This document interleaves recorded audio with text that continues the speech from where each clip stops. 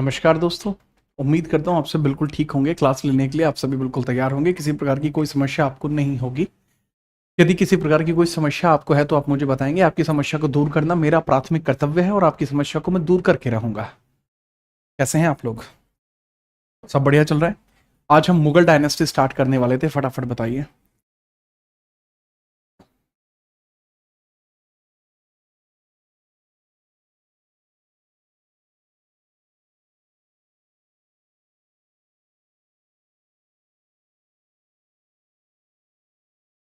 चलिए स्टार्ट करते हैं मुगल डायनेस्टी। ओके, क्या मुझे देख और सुन पा रहे हैं आप?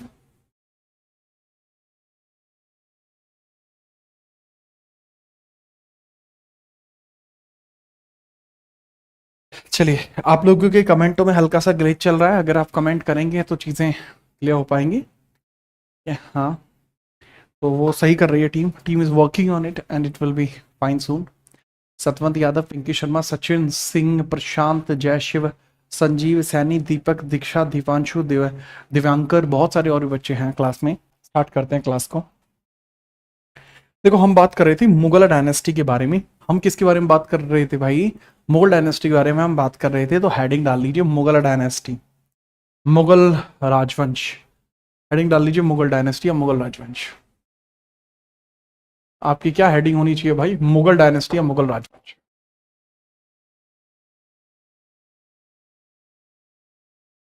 मुगल डायनेस्टी आप हेडिंग डाल लीजिए। मुगल डायनेस्टी कह लीजिए या कह लीजिए मुगल राजवंश। मुगल राजवंश, राजवंश, ये कह लीजिए मुगल राजवंश।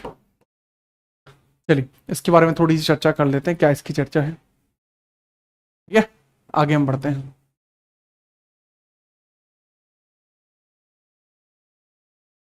रोहन भाई चेक करा लेंगे, टेक्निकल ग्लिच है वो तो आप भी जानते हैं।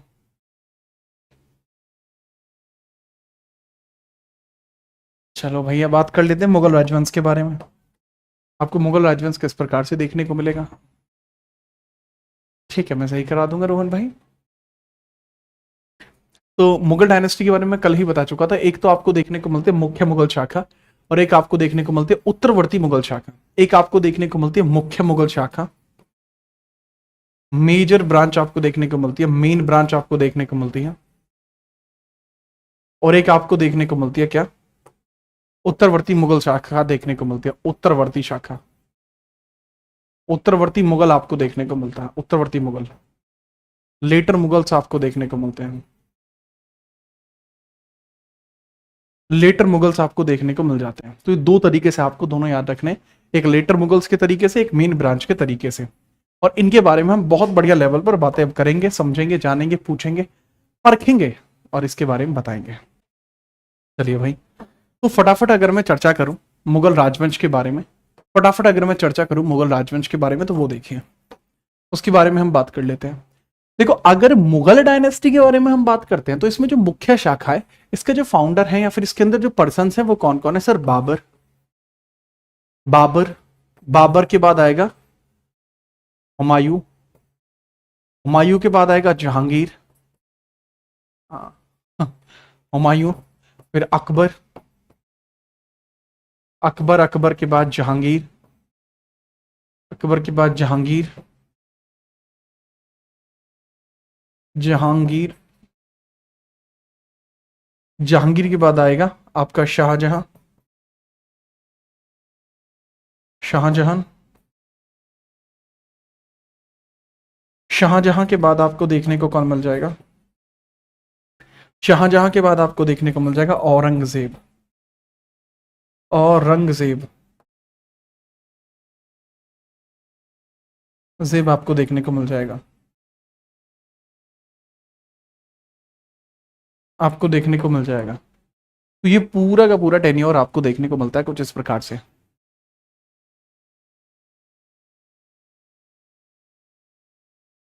भाई, क्लास में मैं पूरी तरीके से लाइव हूं। सतवंत माही, आपको दिखाई नहीं दे रही क्लास?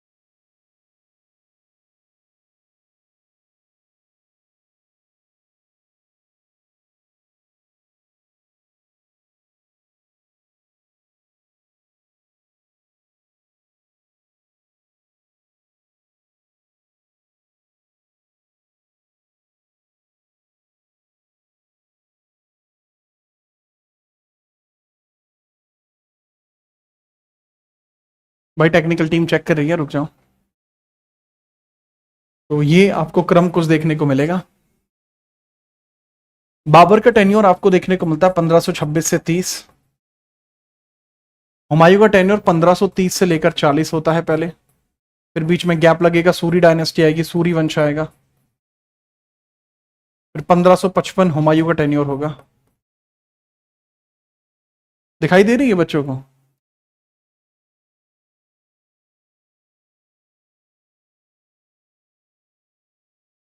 अकबर का टेन्योर 1556 से स्टार्ट होगा, 1605 तक जाएगा।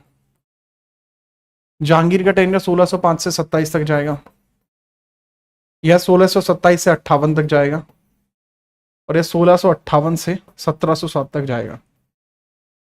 उत्तरवर्ती मुगल तो हम मॉडर्न इंडिया में पढ़ लेते हैं।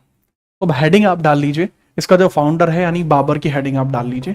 हेडिंग डाल लीजिए, मुगल वंश का जो फाउंडर है दैट इज बाबर। बाबर के बारे में अब हम बात करेंगे, किस तरीके से आपको देखने को मिल जाएगा बाबर। ठीक है, चलो बिना परेशानी के हम बात करते हैं बाबर के बारे में। क्या है बाबर, क्यों है बाबर?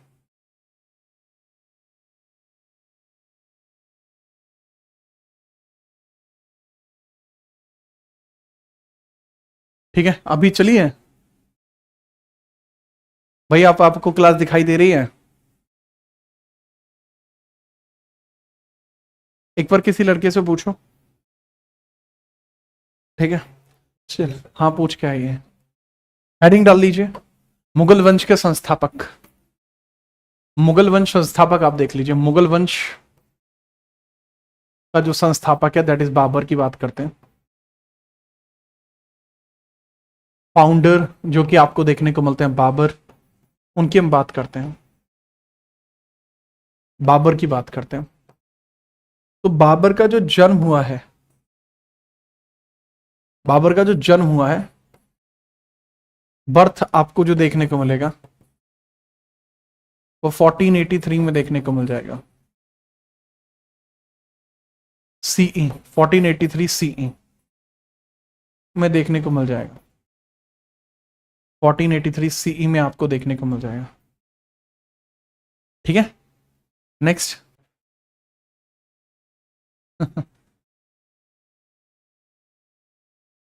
मुझे हंसी क्यों आ रही है आप सोच रहे होंगे, दरअसल मैं क्लास ले रहा हूं और ये क्लास कुछ बच्चों तक नहीं पहुंच रही है।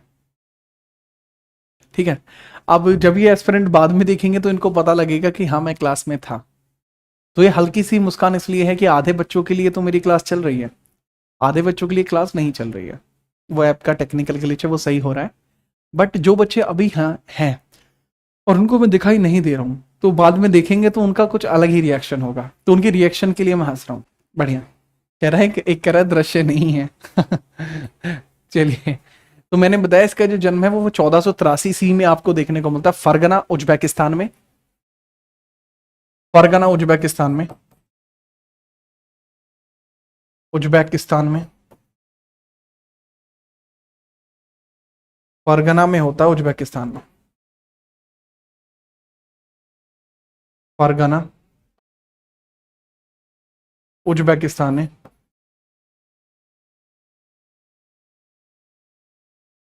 फरगना उज्बेकिस्तान में आपको देखने को मिल जाता है। आगे आपको देखने को मिलती है, इसकी माता पिता का नाम पूछा जाएगा, कुतलुग निगाह बेग और उमर शेख मिर्जा। कुतलुग निगाह बेग माता, कुतलुग निगाह बेग, निगाह बेग, कुतलुग निगाह बेग, और पिता होंगे उमर शेख मिर्जा। उमर शेख मिर्जा, उमर शेख मिर्जा भी होंगे। ठीक है, चलिए तो हम बात कर लेते हैं किस तरीके से आपको याद रखना है। That is कुतलुग Nigah Beg, Qutlugh Nigah Beg, and this is Umar Shaikh Mirza. Mirza, Umar Shaikh Mirza आपको देखने को मिल जाएंगे। ठीक है, चलिए ओके। ठीक है सर, पॉइंट आता है कि जैसे ये है माता है इनकी, ये चंगेज खान के परिवार से हैं। ठीक है, चंगेज खान की फैमिली से, चंगेज खान के वंश से, चंगेज चंगेज खान का वंश है, चंगेज खान का वंश है ये। और जो पिता हैं इनके, वो तैमूर लंग के वंश से हैं, तैमूर लंग के वंश से हैं, तैमूर लंग की पांचवी पीढ़ी है ये, फिफ्थ, तैमूर लंग की फिफ्थ पीढ़ी है ये, तैमूर लंग की पांचवी पीढ़ी आपको ये देखने को मिल जाएगी। कौन से नंबर की पीढ़ी है तैमूर लंग की? पांचवें नंबर की पीढ़ी तैमूर लंग की आपको ये देखने को मिल जाएंगे। ठीक है, याद रखना। अब हम बात करते हैं कि इसके जीवन में उथल पुथल कैसे हुई। 1494 में इसके पिता की मृत्यु हो जाती है, 1494 में इसके पिता की मृत्यु हो जाती है। इस फादर डाइड इन 1494। ठीक है, देखो भाई आप लोग कमेंट कर रहे हैं, आपकी कमेंट मुझ तक आ रही है और आप बहुत ज्यादा परेशान हो रहे हैं क्योंकि क्लास नहीं चली और बहुत सारी कमेंट है।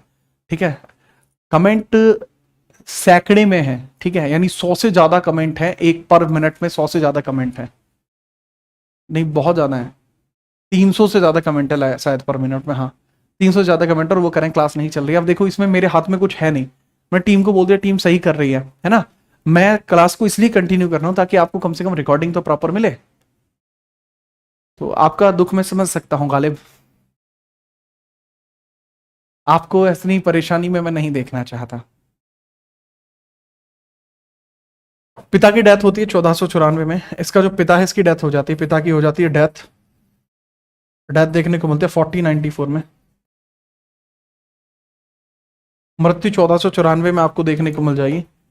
मृत्यु कहां देखने को मिल जाएगी? 1494। ये नहीं चल रही है भाई, क्या बोल रहा है ऊपर?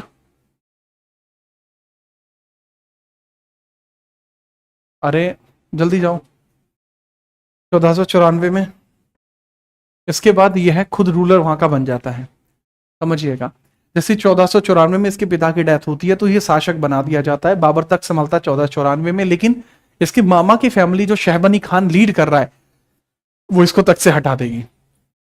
1494 में बाबर फरगना का शासक बना, 1494 में बाबर फरगना का शासक बना, फरगना का शासक बना, फरगना का शासक बना। कहां का शासक बना? फरगना का। He became the ruler of Fergana in 1494। 1494 में क्या होता है? Babur became ruler of Fergana, Babur became ruler of Fergana.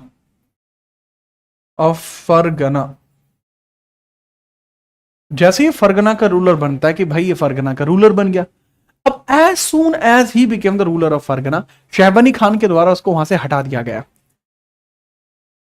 इसके मैटरनल अंकल के द्वारा, मामा, मैटरनल अंकल के द्वारा, नल अंकल के द्वारा, ठीक है, मामा के परिवार के द्वारा, मामा के परिवार द्वारा, मामा के परिवार के द्वारा यहां पे एक पर्सन आपको देखने को मिलेंगे जो इसको हटाएंगे, जिसका नाम क्या? मंगबरनी, सॉरी शहबनी, शहबनी खान द्वारा, शहबनी द्वारा हटा दिया गया। ठीक है, removed by Shaybani, removed by Shaybani, Shaybani Khan.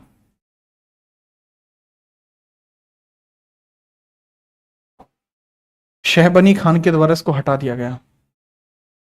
अब शहबनी खान इसको वहां से हटा देता है, इसके बाद क्या होगा वो हम अगले पेज पर देखेंगे, काइंडली नोट कर लीजिए।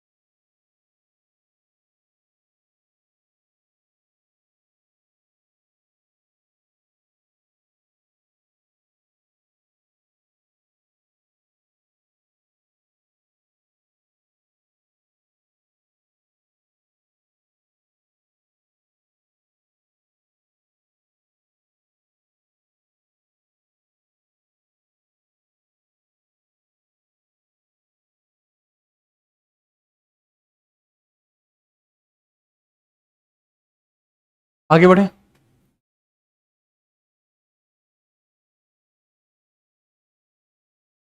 आगे हम बात करते हैं, आगे इससे क्या चलता है। हेडिंग डाल लीजिए, आगे बढ़ते हैं। अब 1494 से 1501 में बाबर कहां भाग जाएगा? बाबर जाएगा अपने दादा के यहां। अब इसके दादा कहां रहते हैं? इसके दादा रहते हैं समरकंद में। समरकंद कहां है? उज्बेकिस्तान में। तो 1494 में यह समरकंद में चला जाता है। तो बाबर 1494 में, बाबर 1494 में समरकंद चला गया। समरकंद उज्बेकिस्तान चला गया। उज्बेकिस्तान चला गया। उज्बेकिस्तान चला गया। उज्बेकिस्तान चला गया। ठीक है, ये कहां चला गया? उज्बेकिस्तान चला गया। ठीक है। बाबर 1494 में समरकंद उज्बेकिस्तान चला गया। Went to Samarkand. Samarkand Uzbekistan. कहां चला गया? समरकंद उज्बेकिस्तान वो चला गया। तो 1494 से लेकर 1501 तक यहां रहा, क्योंकि जैसे ही इसने यहां पर बाबर के द्वारा, जैसे ही इसने यहां पर कोशिश की अपने आप के विस्तार को बढ़ाने की, ठीक है, बात को समझना, जैसे ही इसने विस्तार करने की कोशिश की, विस्तार करने की कोशिश की, का प्रयास किया, 1501 में आपको देखने को मिलेगा बैटल ऑफ सरायपुल। ठीक है। As soon Babur try to, as soon Babur try to expand, Babur try to expand,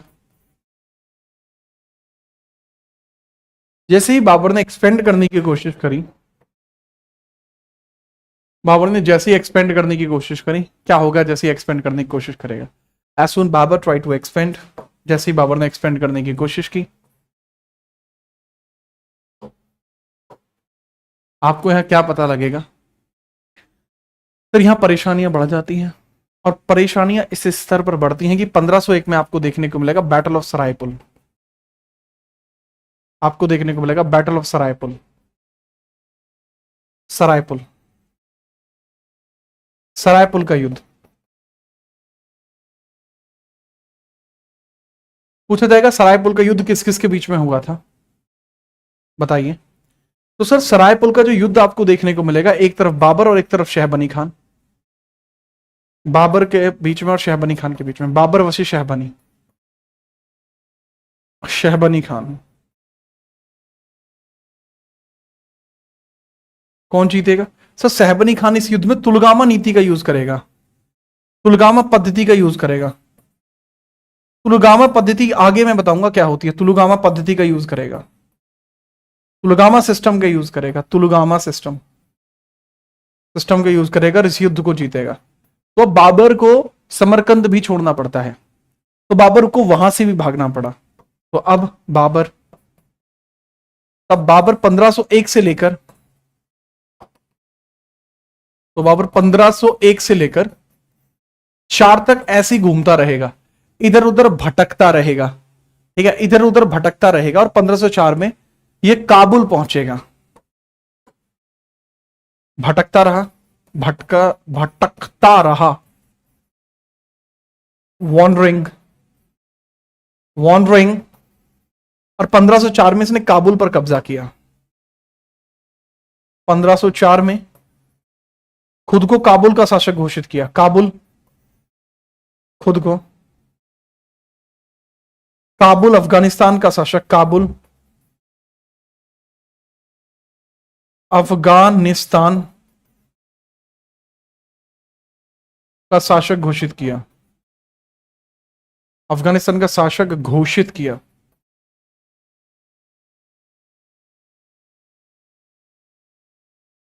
खुद को काबुल अफगानिस्तान का शासक इसने घोषित किया है।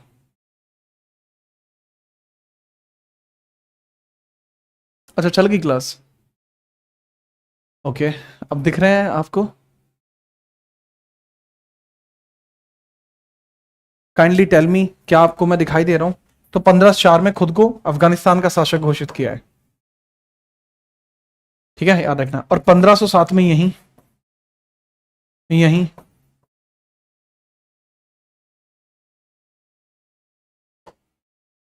पातशाह की उपाधि धारण की है, पातशाह उपाधि धारण की है, पातशाह उपाधि धारण की है, धारण की, पातशाह की उपाधि इसने यहीं पर धारण की। बात आई समझ में?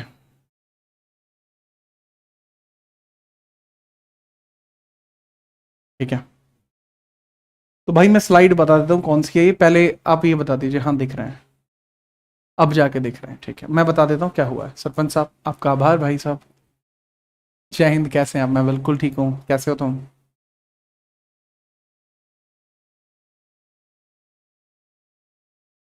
क्या ये फर्स्ट स्लाइड है? नहीं, ये फर्स्ट स्लाइड नहीं है, मैं अभी बता रहा हूँ आपको पीछे क्या मैंने बताया।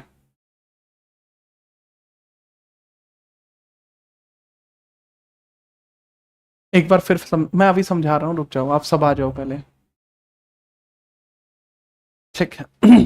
मैंने क्या बताया अभी तक मैं बताता हूँ।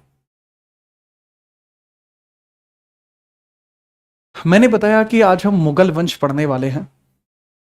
मुगल वंश दो शाखाओं में होता है, एक होता है मुगल राजवंश की मुख्य शाखा, एक है उत्तरवर्ती शाखा। मुगल राजवंश की जो मुख्य शाखा है उसमें बाबर, हुमायूं, अकबर, जहांगीर, शाहजहां और औरंगजेब है। जो उत्तर मुगल काल है उसको हम आधुनिक भारत में पढ़ते हैं। इनका कार्यकाल 1526 से 30, 30 से 40, 55 से 56, 56 से 1605, 1605 से 27, 1627 से 58, 1658 से 1707 तक है। हम इस वंश के संस्थापक यानी मुगल वंश के संस्थापक बाबर की बात करते हैं। बाबर का जन्म 1483 सीई में फरगना में हुआ था, जो उज्बेकिस्तान में है। फरगना उज्बेकिस्तान में। माता कुतलुग निगाह बेग थी जो चंगेज खान के वंश की है। पिता उमर शेख मिर्जा था जो तैमूर लंग के वंश का है। 1494 में बाबर फरगना का शासक बना क्योंकि इसके पिता की मृत्यु 1494 में हुई। इसके बाद जब वो शासक बनता है तो शहबनी द्वारा, जो उसका मैटरनल अंकल था, मामा के परिवार द्वारा, यानी मैटरनल अंकल यानी मामा के परिवार से था, तो शहबनी खान के द्वारा उसको तख्त से हटा दिया गया और उसको दर दर भटकने के लिए छोड़ दिया गया। तो बाबर भटका नहीं, बाबर सीधा अपनी दादा की फैमिली के यहां पर चला गया। बाबर की दादा की फैमिली 1494 में उज्बेकिस्तान समरकंद में रहा करती थी। जब वो वहां पर पहुंचा तो वहां पर वो देखता है कि अपने आप का एक्सपेंशन में यहां पर कर सकता हूं, तो 1494 से 1501 के बीच में उसने विस्तार करना शुरू कर दिया। 1501 में जब इसके विस्तार की खबर शहबनी खान को मिली तो शहबनी खान फिर इससे युद्ध करने के लिए आ गया। सरायपुल में युद्ध हुआ, शहबनी खान फिर जीत गया, इसको फिर दर दर भटकना पड़ा। तो 1501 से लेकर 1504 तक वो फिर भटकता रहा। 1504 में उसने खुद को अफगानिस्तान का शासक घोषित किया और यही 1507 में पातशाह की उपाधि धारण की। यह अभी तक मैंने आपको पढ़ाया है।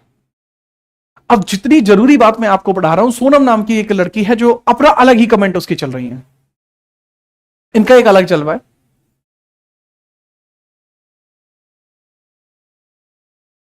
आगे हम बात करते हैं, नोट होते ही बताइए।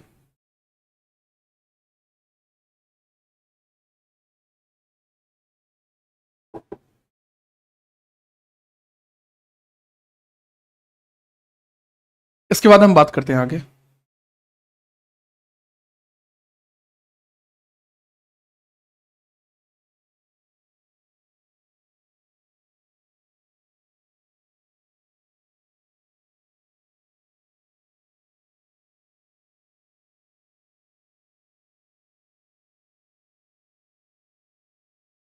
बिल्कुल सही बात है, नोट हुआ।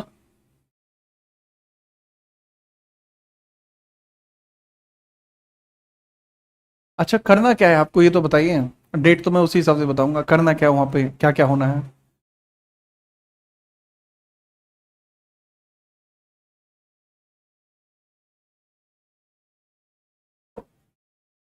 फटाफट बताइए।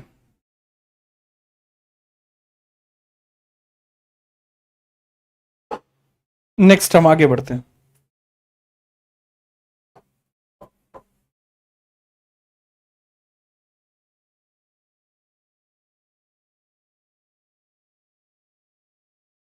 तो अब समझिएगा, तो बाबर बाबर पूर्णतः अफगान का शासन बनता है, पूर्णतः अफगान को संभाल लेता है, अफगान को संभालता है। अफगान का, अफगान की बागडोर संभालता है, बागडोर संभालता है, बागडोर संभालता है, संभालता है। तो बाबर कंप्लीटली कैप्चर, या कह सकते हैं Babur, Babur handled the Afghan completely, handled the Afghan completely, completely बड़े तरीके से अफगान को संभालता है। और यहां हमें यही पता लगता है कि जिस तरीके से चलिए बाबर ने हैंडल किया है अफगान को, तो हमें यहां पे ये पता लगेगा 1519 में सबसे पहले इसके द्वारा आक्रमण किया जाएगा। और यह आक्रमण कहां किया जाता है वो समझिएगा। बाजौर किले पर आक्रमण किया है, जो बहरागढ़ पंजाब में है। तो सबसे पहले ये क्या रहेगा, सबसे पहले बाजौर किले पर आक्रमण किया, बाजौर पर आक्रमण किया, बाजौर किले पर आक्रमण किया, किले पर आक्रमण किया जो बाजौर में है, आक्रमण किया जो बाजौर पंजाब में है, बाजौर, बाजौर में है, बाजौर कहां है, पंजाब में, बाजौर पंजाब में देखने को मिलता है, बाजौर पंजाब में है, बाजौर पंजाब में आपको देखने को मिल जाएगा। ठीक है, चलिए, तो 1519 के अंदर आपको ये देखने को मिलता है। कहां देखने को मिलता है, 1519 में आपको देखने को मिलता है बाजौर किले पर आक्रमण, जो पंजाब में आपको देखने को मिलता है। ठीक है, याद रखिएगा। अब इस जगह का नाम है भैरागढ़, बाजौर फोर्ट हो जाएगा, जगह का नाम क्या है, जगह, जगह है भैरागढ़। भैरागढ़ जो कहां पड़ती है, भैरागढ़ पंजाब में पड़ती है। ठीक है, भैरागढ़ में है, किले का नाम बाजौर है, और ये जगह पड़ती है पंजाब में। ठीक है, याद रखना। प्लस इसने एक आक्रमण नहीं किया, इसने 3 और सफल लूट की। ये तो प्रथम बार इसने कोई काम किया था ऐसा। इसके बाद 3 बार लूट इसने और की, इसके बाद इसने 3 लूट और की, 3 लूट और की, और की। He again attacked for 3 more times। और दौलत खान लोधी जो बंगाल पंजाब का गवर्नर था, और दौलत खान लोधी, और दौलत खान लोधी जो इस समय, दौलत खान लोधी जो इस समय पंजाब का गवर्नर था, इस समय पंजाब का गवर्नर था, इस समय पंजाब का गवर्नर था, जो इस समय पंजाब का गवर्नर था, वह से प्रभावित हुआ, वह बाबर से प्रभावित हुआ, बाबर से प्रभावित हुआ, बाबर से प्रभावित हुआ। क्या हुआ, बाबर से वो प्रभावित होता है, impressed by Babur, Daulat Khan, impressed by Babur, by Babur. तो ये बाबर को भारत पर आक्रमण के लिए बुला लेता है, तो ये बाबर को भारत पर आक्रमण के लिए बुला लेता है। So he called Babur to attack, so he called Babur. अतः दौलत खान ने बाबर को, अतः दौलत खान ने दौलत खान ने, अतः दौलत खान ने बाबर को भारत पर, दिल्ली पर आक्रमण के लिए बुलाया, आक्रमण के लिए निमंत्रण दिया, आक्रमण के लिए निमंत्रण दिया, निमंत्रण दिया, निमंत्रण दिया।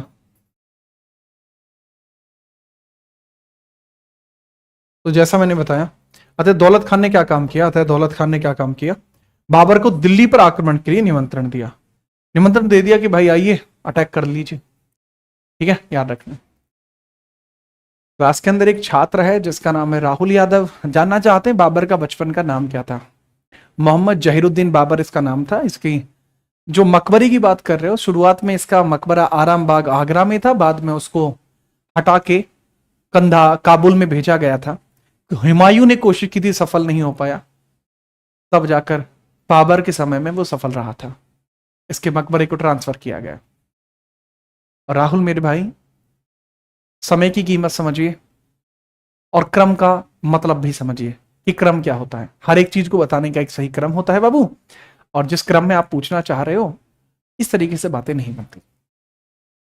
ठीक है, आपने पहली बार पूछा था इसलिए मैंने आपको आंसर बड़े प्यार से दिया है। आगे भी पूछेंगे आंसर मैं भले ही दे दूं, लेकिन मैं इतना जरूर बताना चाहूंगा क्रमबद्ध तरीके से पढ़िए, आपके लिए बेहतर होगा।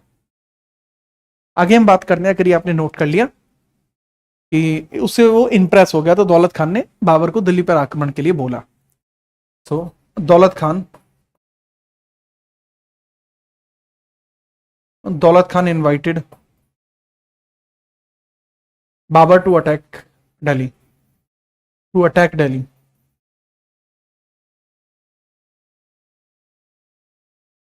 ठीक है, याद रखिए। इससे आगे क्या होता है बताइए।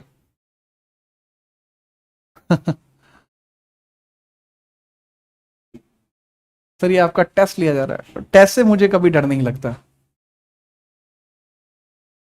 मैं तो अभी भी कह देता हूं कि मैं तो अभी भी एग्जाम में जाके पेपर सॉल्व कर दूंगा। ठीक है, जी हाँ। दरअसल क्या होता है कि आजकल जैसे ऑनलाइन मीडियम्स आ गए ना, तो इसमें कोई भी व्यक्ति जो है टीचर बन जा रहा है। ये बहुत मतलब सबसे बेकार इसका पॉइंट यही है कि कोई भी व्यक्ति आगे किताब रख के पढ़ा लेता है और वो अपने आप को टीचर घोषित कर देता है। अब ऐसी परिस्थिति में जो वास्तविक में टीचर होता है उनको परेशानियां होती हैं। परेशानियां तो नहीं कह सकते आप, लेकिन जो छात्रों की दृष्टिकोण होता है उसको समझाने में टाइम लग जाता है। ठीक है, तो यानी जैसे आप मेरे बारे में जानना चाहते हैं तो आपको एक समय लगेगा, उसके बाद आप मेरे बारे में समझ पाएंगे, जान पाएंगे कि कौन कैसा है, कौन किस प्रकार का है। तो इसको नोट करिए, फिर हम आगे बढ़ते हैं। अब बाबर का इंडिया में अटैक कराते हैं।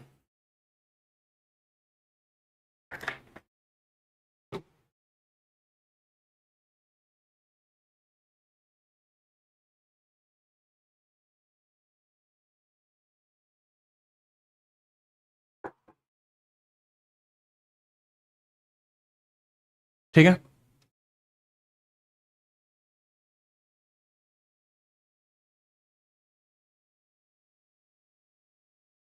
हाँ पढ़ सकते हैं। हरिओम कुमार।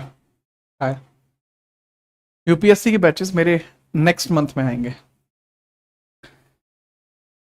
चलिए आगे हम बात करते हैं। देन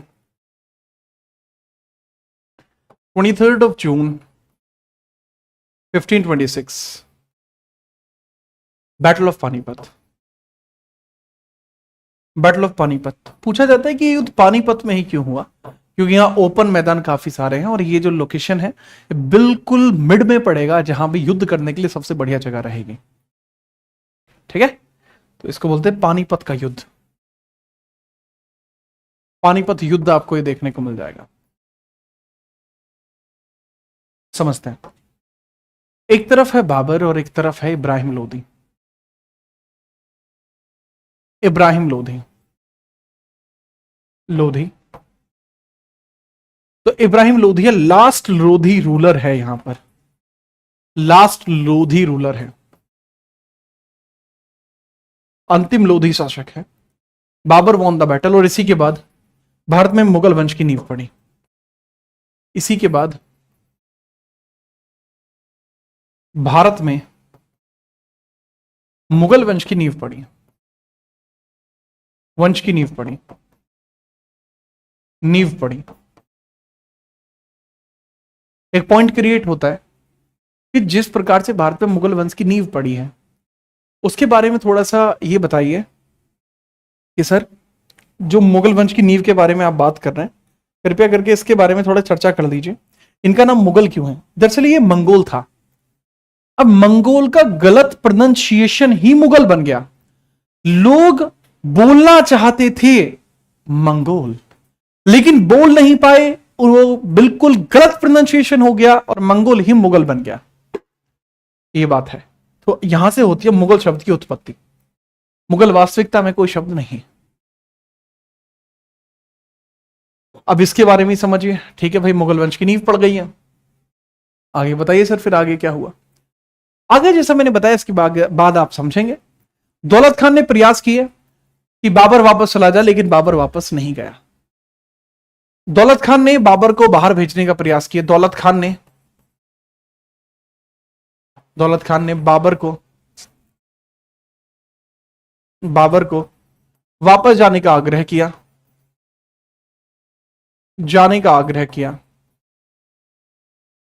आग्रह किया।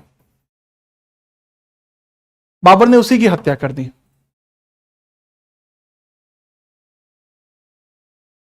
आग्रह किया, बाबर ने उसी की हत्या कर दी। बाबर ने उसी की हत्या कर दी।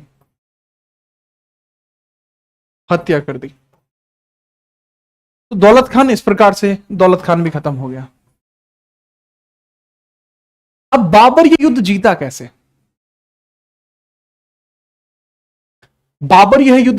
बाबर ने इस युद्ध के अंदर एक रणनीति अपनाई थी। बाबर यह युद्ध तुलगामा पद्धति से जीता।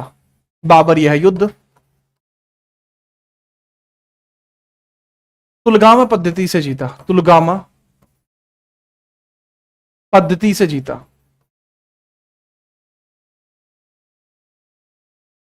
won this battle by Tulugama system.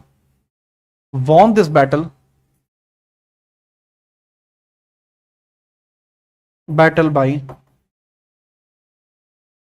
Tulugama system.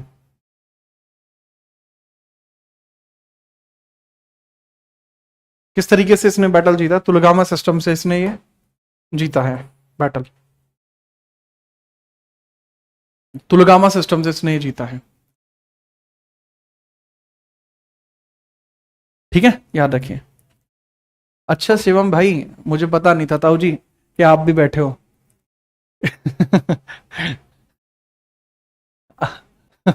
अच्छा, ध्यान दीजिए आप। जैसा मैंने बताया कि तुलगामा सिस्टम से जीता। तुलगामा सिस्टम में क्या होता है? उस्ता कला का प्रयोग होता है। अब ये उस्ता कला क्या होती है? उस्ता कला तोप को एक विशेष प्रकार से सजाने की कला। तोप को विशेष तरह सजाने की कला।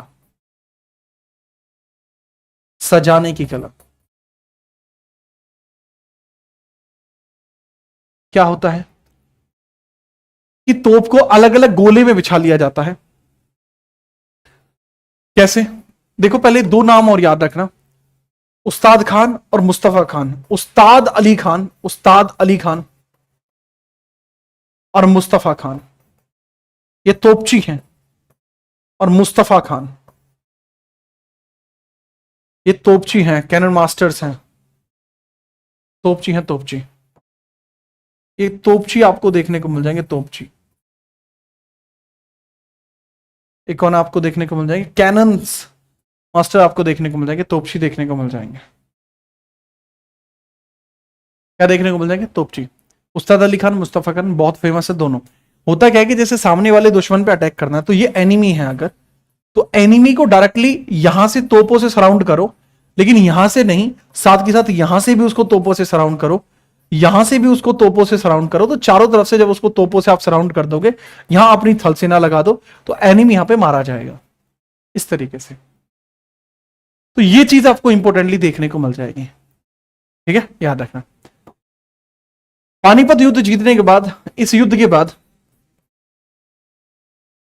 बाद बाबर ने यहां पर एक काबुली मस्जिद बनवाई और यहीं से मुगल वंश की नींव रखी गई। इस युद्ध के बाद बाबर ने यहां काबुली मस्जिद बनवाई।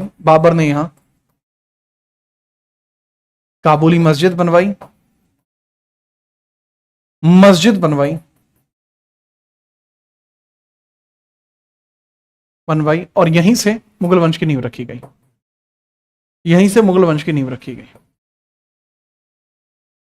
मुगल वंश की नींव रखी गई। तो यहीं से मुगल वंश की नींव रखी गई। उसके बारे में अब हम देखेंगे। ठीक है, याद रखिएगा।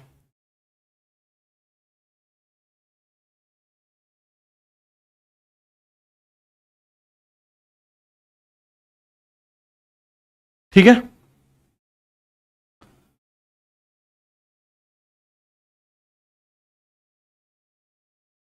आगे हम बात करें देन, नोट हो गया है तो।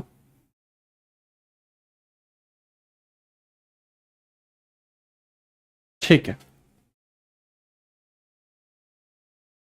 अब हम लिखते हैं बाबर के द्वारा किए गए प्रमुख कार्य या बाबर के समय में हुए प्रमुख कार्य, important works during the tenure of Babur. Important works during the tenure of Babur, Babur के समय में हुए प्रमुख कार्य।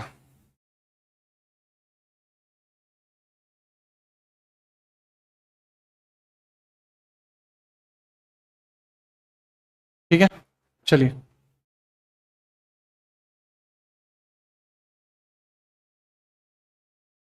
तो आप लिख लीजिए Babur built Kabuli mosque here and this place is known as the formation of Mughal empire. ठीक है जी,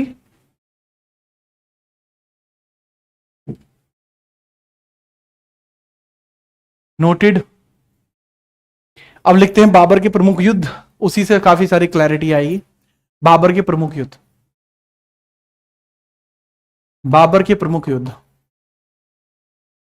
Babar important battles, important battles, Babur important battles.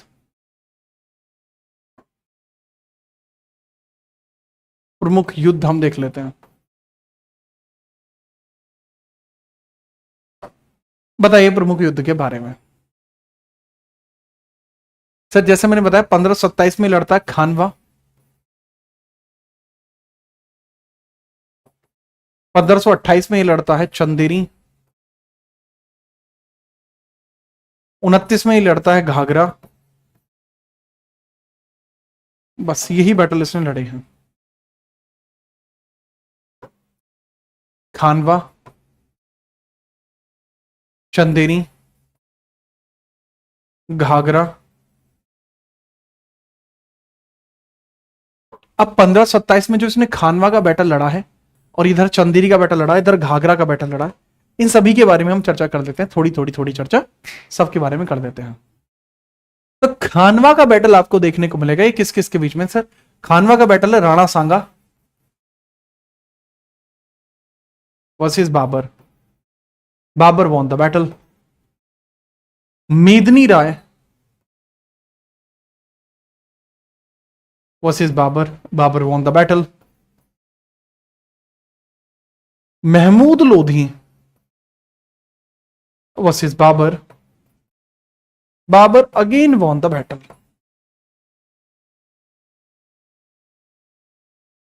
तो राणा सांगा बाबर, मेदनी राय बाबर एंड महमूद लोधी बाबर। ये मालवा के रूलर है, मेदनी राय मालवा के रूलर है। अब यहीं पर आपको यह देखने को मिलेगा कि इतने सारे बैटल्स को जीतने के पीछे का कारण आप जानते हैं, इसकी तुलुकावा पद्धति की वजह से ये अनबीटेबल रहा, अनबीटेबल रहा। प्लस यहां आपके दिमाग में एक क्लैरिटी और आएगी, आपके दिमाग में एक क्लैरिटी और आएगी जिस तरीके से आपको समझना होगा कि भाई साहब ये तो आप याद रखना ही रखना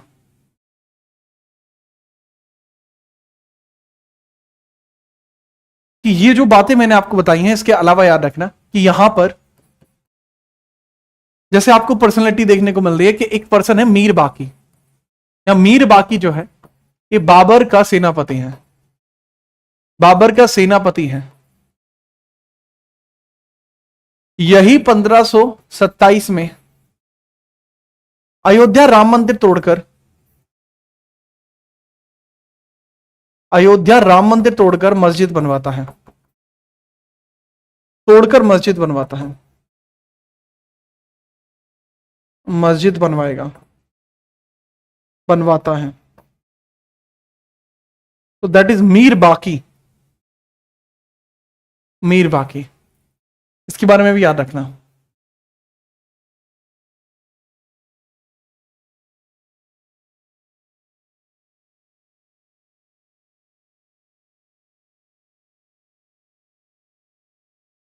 बाबर के कई उपनाम और भी हैं, जैसे इसने यहां गाजी की उपाधि धारण की, गाजी उपाधि ली, गाजी की उपाधि ली, और यहां कलंदर की उपाधि भी इसने ली थी, कलंदर उपाधि, कलंदर उपाधि भी इसने ली। कलंदर की उपाधि इसको अफगान के लोगों ने दी थी। यहीं इसने जिहाद का नारा दिया, जिहाद का नारा यहीं दिया। जिहाद के नारे का मतलब क्या है? जो मुस्लिम धर्म को न माने उसको मार दो, जिहाद। ठीक है, याद रखिएगा। बदलते मौसम के साथ ये नहीं बदल पाया और 1530 में इसके प्राण पखेरु उड़ गए। डेथ इसकी कब होती है? 1530 में।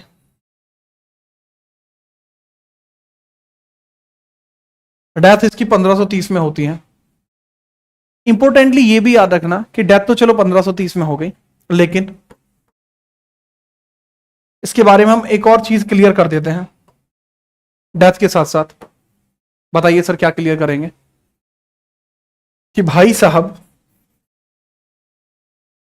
इसकी जो जीवनी है या आत्मकथा है वो इसने खुद लिखी है, आत्मकथा, जिसका नाम तुज्जु के बाबरी है। तुज्जु के बाबरी हैं,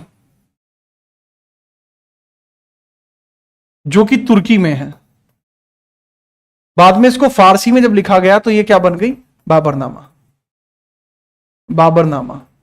गलती से मैंने एक बैच में उल्टा लिखवा दिया है, कृपया करके इसको बदल लीजिएगा। तुर्की में तुज्जु के बाबरी हैं,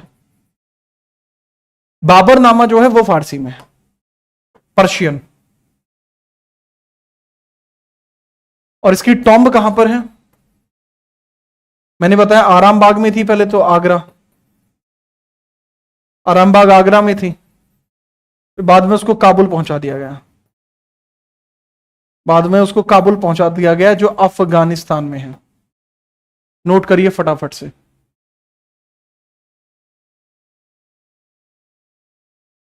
नोट किया आपने?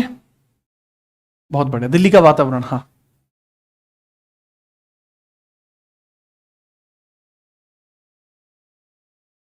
सर आप अपना टेक्निक शेयर कीजिए कि हिस्ट्री पढ़ते हुए इतना न्यूट्रल कैसे रहते हैं।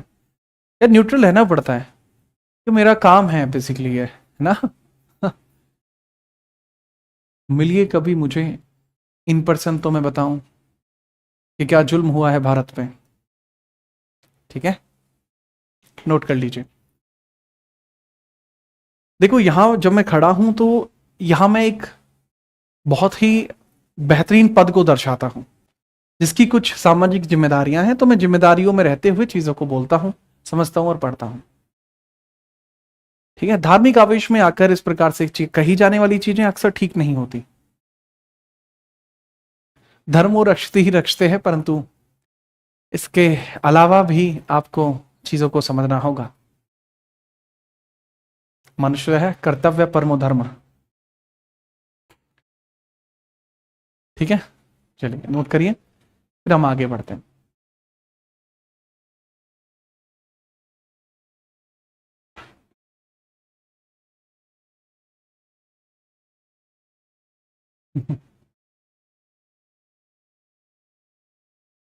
आगे बढ़ते हैं। ठीक है, स्टैटिक जीके बहुत जल्दी होगी।